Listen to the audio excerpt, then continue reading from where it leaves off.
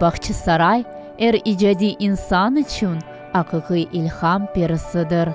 Асырлар девамында bu yerде чешіт эснап ве декоратив амели санатының ұставары чауышқан ве яны уникаль мақсуларны мейданға кетіріп, шу зенгин ишлеп чықарувны да yüksek dereceге көтерген. Мираснын буяйыны декоратив амели санатының en güzel чешітіне нағышқа бағышлана. Мевзумыздың қараманы уникаль бір техника. Дүнияда ona бензеген hiçbir техника yok деп sayılmakta.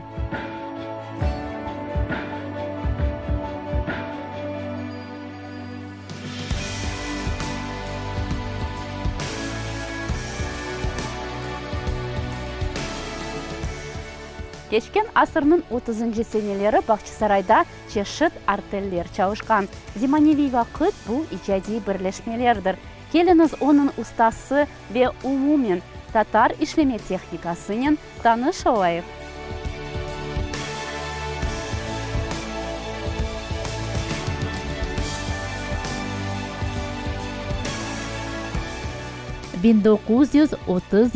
сене нағышчылар артельлерінің азасы нағышчы Зулиха Бекирова Москваға оқумаға кете. Çok yıl devamında Gabelenler mevzusunu öğrenip Bediye Ali okuv yurtlarında çalıştı. Orta Asya'nın çeşit köşelerinde ekspeditsiyalarını geçirdi. Ve nihayet 1990-cı seneleri vatanına kaytıp milli nağışının hayırdan tiklenmesine ilk adımlar yaptı. Öz etrafında istidatlı nağışçılarını topladı. Hazırda onun talebelerinin talebeleri bile bilgilerini saklap işini devam ettirmekte.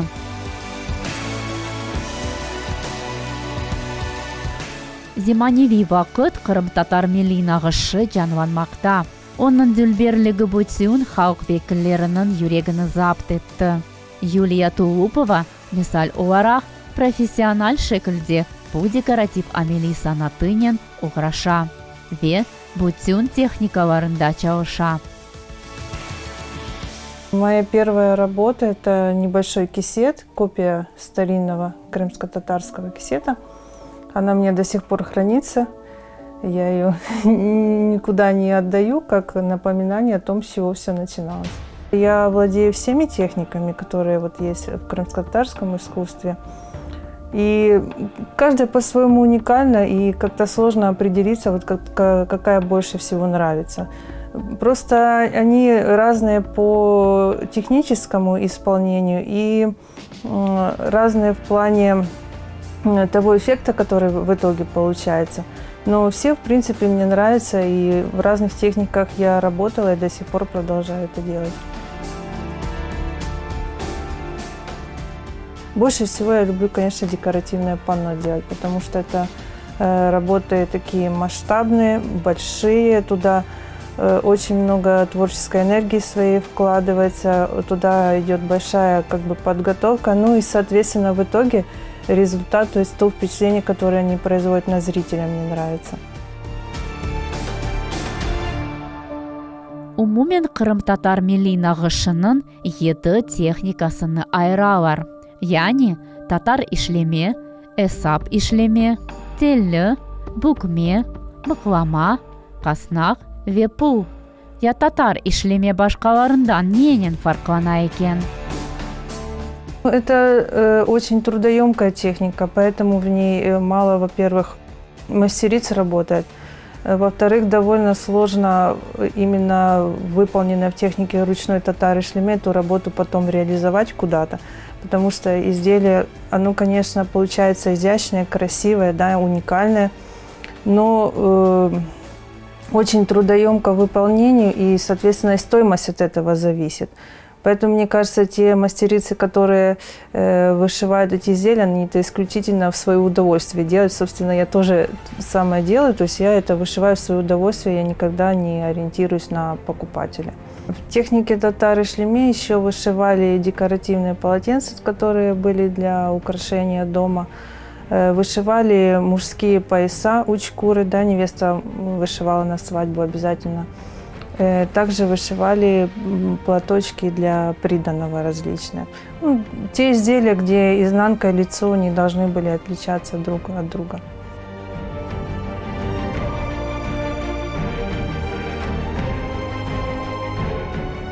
Я как бы с многими техниками знакома, иногда как бы историю вышивки просматриваю, да, какие народы в каких техниках работают, но татары шлеме я ни у кого не встречала. Хотя, например, в турецкой вышивке как бы тоже есть вот двусторонняя техника, но они то же самое вышивают головные покрывала там и другие изделия на тонких тканях, но она не выполняется по счету нитей. Ну, то есть это такая, как сказать вам, свободная гладь получается. А как бы здесь, в крымско-татарской, все-таки вот сама ее уникальность в том, что там надо ниточки вот эти вот считать, и за счет этого сам узор получается.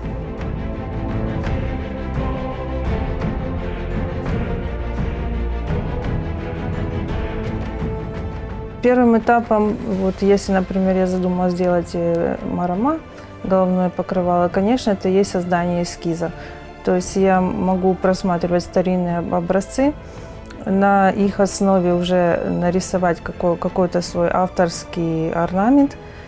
Потом следующим этапом, конечно, является подготовка ткани. То есть для того, чтобы выполнить изделие в татаре шлеме, еще, соответственно, надо и ткань соответствующую подобрать.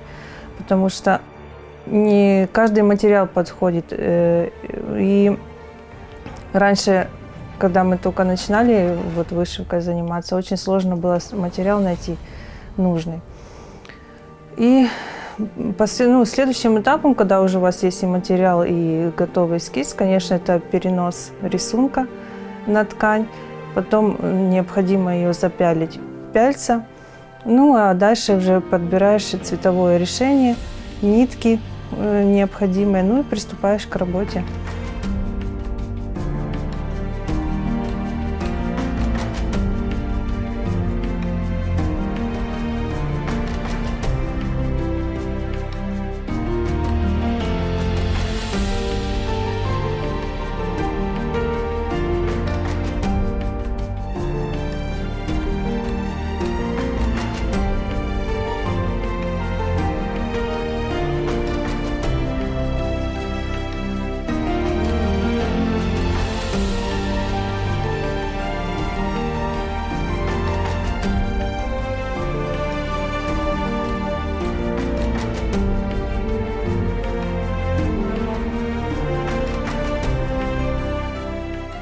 Татар ишлеме техникасының аналогы дүнияда yok.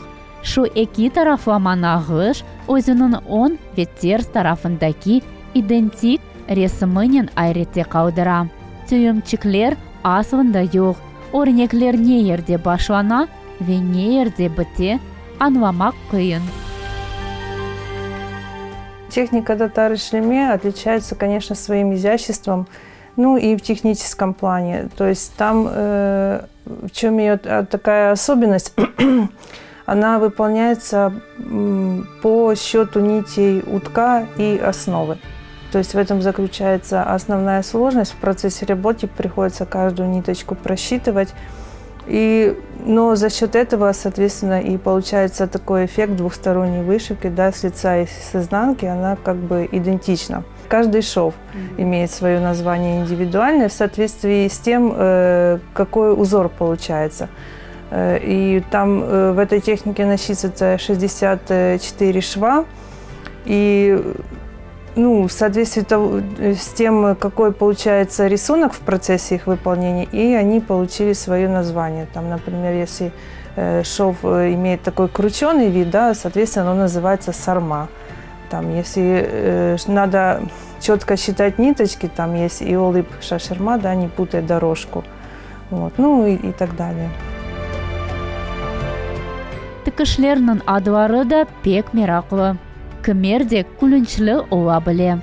Мисал оларақ, кеді бажағы, йылан бағыр, қавун ашы, yüzümçük, арпачықлы сыра, дениз далғасы, вейляхре.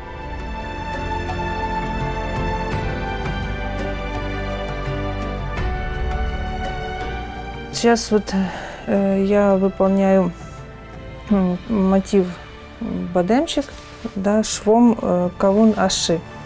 Это такой одиночный двухсторонний шов, то есть в крымско-татарском вышивке татары-шлеме швы еще делятся на групповые и одиночные.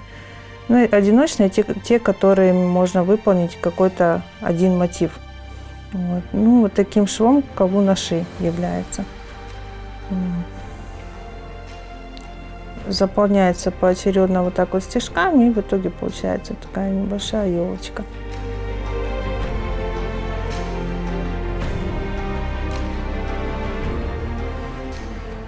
Здесь также, например, коготки, да, которые являются защитным знаком, выполнены в шве швом сарма, то есть переводится как крученый шов.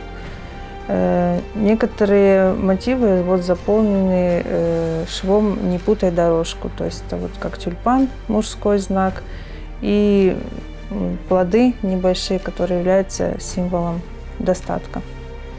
Также этим швом вот здесь вот сверху колючки тоже заполнены. Ну, колючки — это всегда обереги, защитные знаки.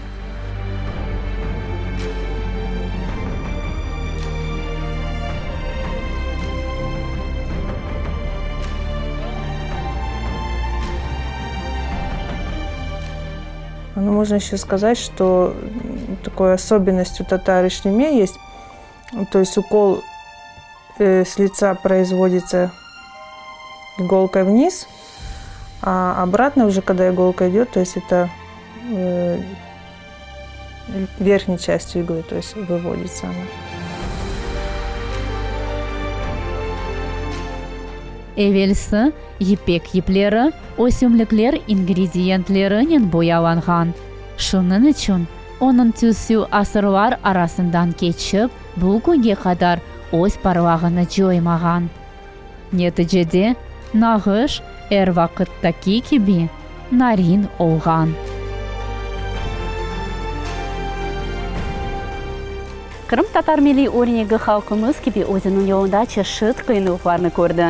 Яғни бүтін ғайып олмасından башлап, яныдан яратылмасына қадар аятны кечті. Біз есе оның güzelliğinin ғұрурлана білеміз.